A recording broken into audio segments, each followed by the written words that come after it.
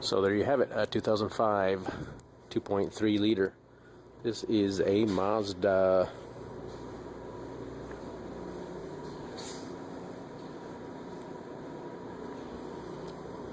This is a Mazda 6 thermostat replacement due to the low engine temperature code. It's becoming more common on vehicles as it monitors the coolant temperature, indicating the thermostat's sticking open or coming open too soon. So we're going to want to get the belt off. The tensioner's down below. We'll take off this electrical connector right there. And there's two 10mm bolts here, and there's another 10mm bolt underneath, I believe. You can take this whole assembly, move it off to the side, and get to the thermostat assembly, clamps, and all. Probably looking at something like this.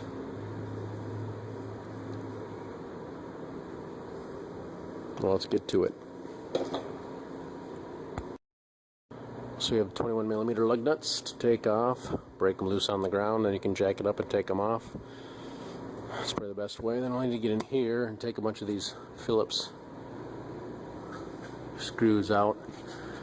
You'll have to hold the outer piece with your finger and turn the Phillips screw. They can be a pain in the butt, so you may actually end up ripping them out because they don't always come out like they're designed. So that's what we'll do. 1, 2, 3, 4. We have a couple in the back. 5 and 6. As always, lefty loosey, righty tighty.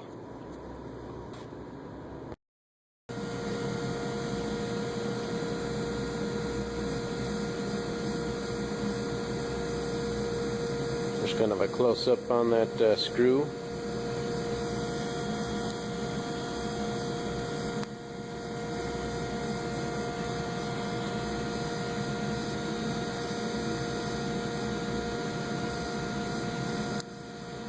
You can probably just push this in when you want to put it together.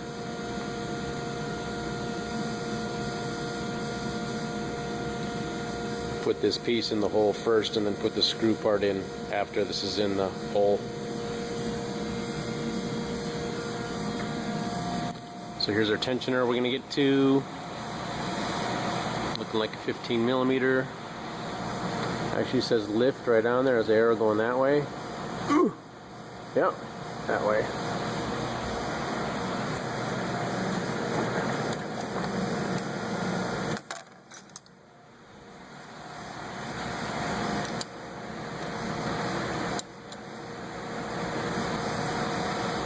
My 15, honestly not the best fit, but it is going to work.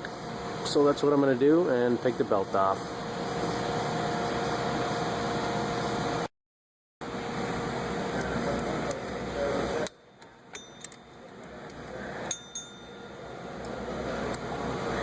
Loosen those two up, and then there is one more down there. You can feel it. We'll probably use an extension and a ratchet to get that out, or if you have a stubby, you might be able to get it with a stubby down below.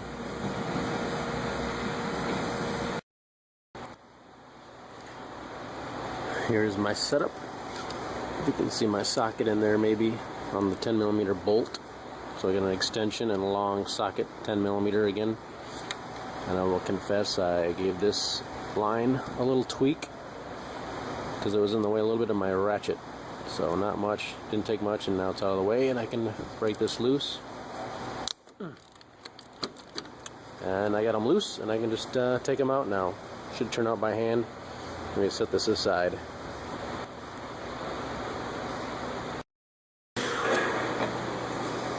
There's my ratchet setup right there for the lower 10mm bolt.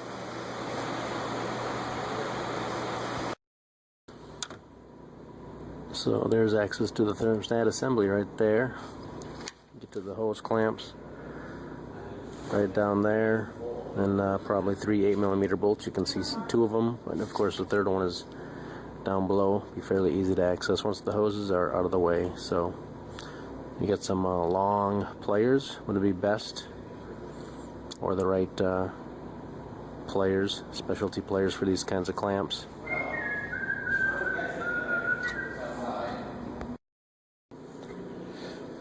So here's some of the tools in my toolbox.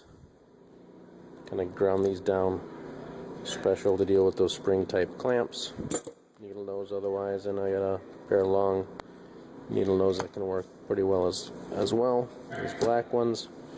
So these are the selection of pliers I'll be using to get those clamps off.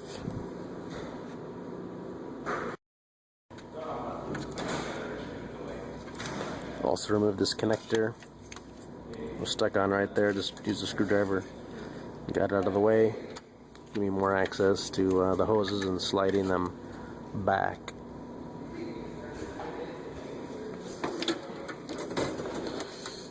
You may need a tool like this so I can get in behind the hose and loosen it from the thermostat housing assembly as well.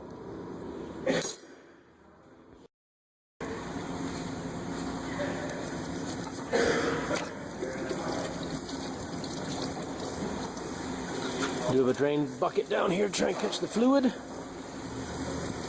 Let's take this one hose off first. It'll probably make it easier to get to the second hose. Just tuck that out of the way.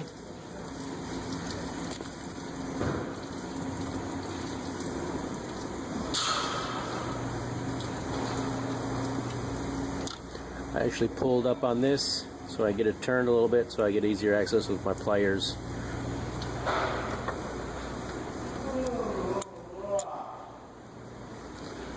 Just grabbed it like that and pulled up and got it to turn. You may consider replacing those with other regular screw type, worm type clamps once it's done.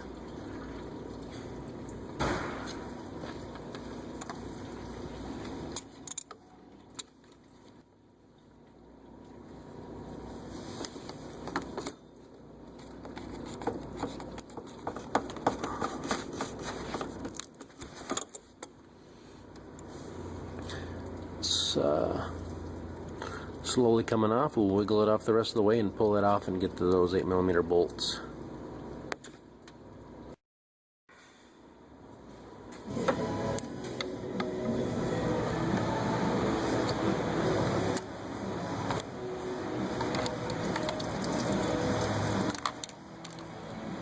There we go.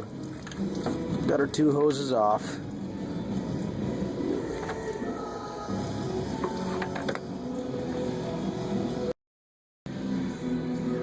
So I'm using my air ratchet, small extension on there to get these bolts out.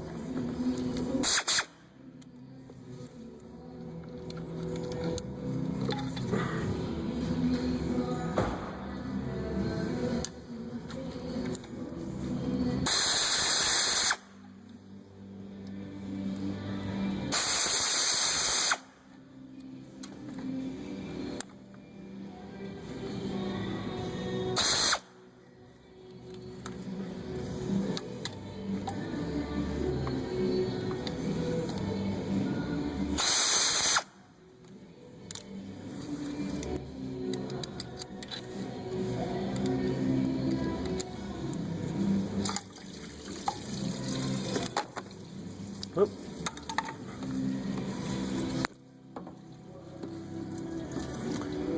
So there, that's a pretty good look at it. You can see where the 3 holes are. Just make that sure that surface is clean. Spray it down with some water or something. And basically reverse procedure to install. Put the new one on there, bolt it in. Put stuff back together. And you should have a car that's not going to have that code come on anymore.